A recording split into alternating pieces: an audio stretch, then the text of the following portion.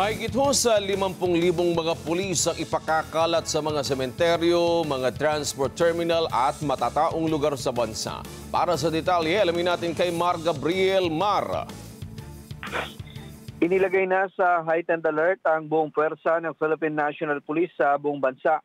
Simula kaninang alas 12:01 ng madaling araw hanggang alas 11:59 sa November 3. Layunin nito na mapalakas ang presensya ng pulisya ngayong long weekend para mapanatili ang kaligtasan ng publiko at matiyak ang mabilis na pagtugon sa anumang pangyayari o insidente sa bansa.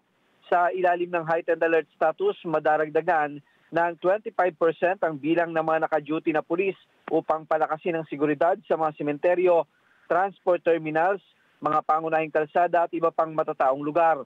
Kabuang 50,253 ang ide-deploy ng PNP bilang bahagi ng security plan para masiguro ang kaligtasan ng publiko. Makakatuwang nila ang nasa 16,592 na security forces mula sa Armed Forces of the Philippines, Bureau of Fire Protection at Philippine Coast Guard. Tutulong din sa pagpapatrolya at pagmamando ng traffic ang nasa 45,712 na force multipliers na binubuo ng MMDA, LGU enforcers at mga barangay tanod. Ayon naman kay Acting PNP Chief Lieutenant General Jose Melencio Nartates, wala silang natatanggap na banta sa seguridad sa ngayon, subalit patuloy ang pakikipag-ugnayan nila sa ibang ahensya upang mapanatili ang kaayusan at seguridad.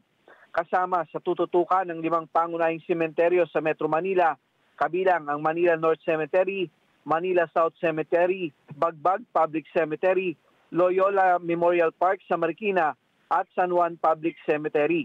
Pinaalalahanan naman ng publiko na agad i-report sa otoridad ang mga kahina-hinalang tao o bagay at maaaring tumawag sa 911 hotline kung kailangan ng pulis at emergency response.